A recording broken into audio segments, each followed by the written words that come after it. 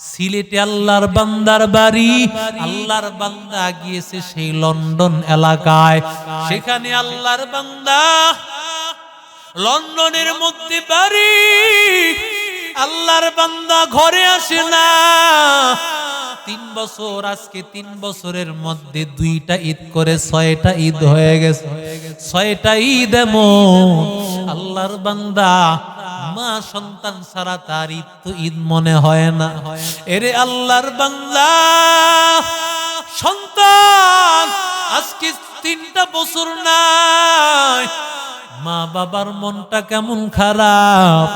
হঠাৎ করে খবর হয়েছে সন্তান এই বছর রমজানুল মুবারকের ঈদ পালন করার জন্য সন্তান রওনা করেছে। এরে আল্লাহর বান্দা বাবার কাছে টেলিফোন করার উপর, বাবার কাছে টেলিফোন করার পরে বাবাই মারে জানায় দিছে তোমার সন্তান বাড়িতে আসতেছে।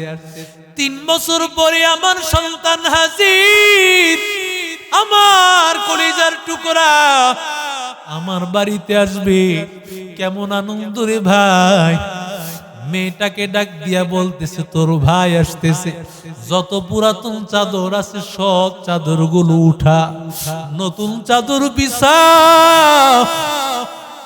মায় কি থয়া কি করবে কিছুই বুঝে উঠতে পারে না। কত ধরনের আইটেমের পিঠা বানানো শুরু করে দিল। এরে আল্লাহর বান্দা, কিন্তু যেই দিন আল্লাহর বান্দা দেশে আসবেন বিকাল হয়ে গেছে, আল্লাহর বান্দার টেলিফোন নাই, টেলিফোন নাই। বাবাই বিকাল বেলায় টেলিফোন লাগাইছে, দীর্ঘক্ষণ পর্যন্ত টেলিফোন কেউ রিসিভ করে না। হঠাৎ করে রিসিভ করেছে, কিন্তু এই কণ্ঠটা তার সন্তানের কণ্ঠ না, ভিন্ন একটা কণ্ঠ শোনা যায়। ডাক দিয়া বলে কে তুমি যুবক? কই আমার সন্তান, আমার কলিজার টুকরা সন্তান কই? আপনার সন্তান লন্ডন এক্সপ্রেস গাড়ি অ্যাক্সিডেন্ট হয়ে আপনার সন্তান হয়তো লাই। বহু মানুষ মারা গিয়েছে, আপনার সন্তানের মোবাইলটা রাস্তায় পড়েছিল। বাবা এবার মারে কিছু বলে না, মারে বলে তোর সন্তানকে আমি আগায় নিয়ে আসতেছি। মা এবার আরো বেশি আনন্দ, আমার সন্তান আজকে বাড়ি ফিরবে। আশেপাশের ঘরের মানুষদের কেউ জানায় ফেলতেছে আমার সন্তান ঘরে ফিরবে। বাবাই গেছে দৌড়াইয়া, পাগলের মতো দৌড়াইয়া গেছে, দেখে গাড়ি অ্যাক্সিডেন্ট হইয়া লাশের পর লাশ পড়ে আছে, লাশের পর লাশ পড়ে আছে।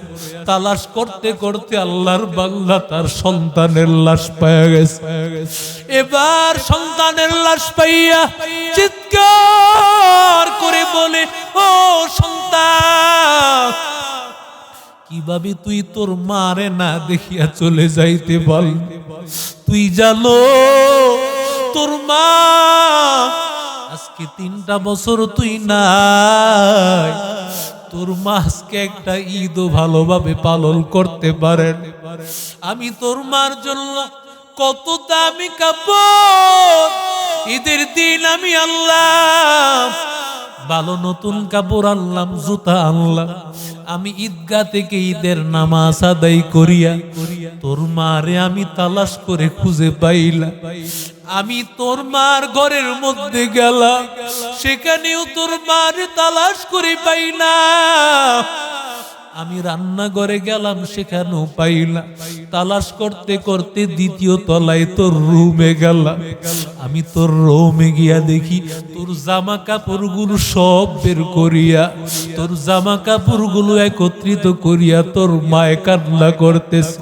আমি ডাক দিয়া বলি কেন তুমি কান্না করতেছো? আজকে ঈদের দিন তুমি কাপড়টাও পরলা না, জুতাটাও পরলা না।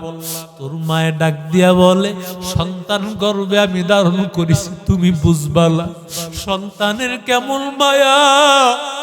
এরে সন্তান তুই আসবি বলে তোর মা কত ধরনের পিঠার আয়োজন করেছে।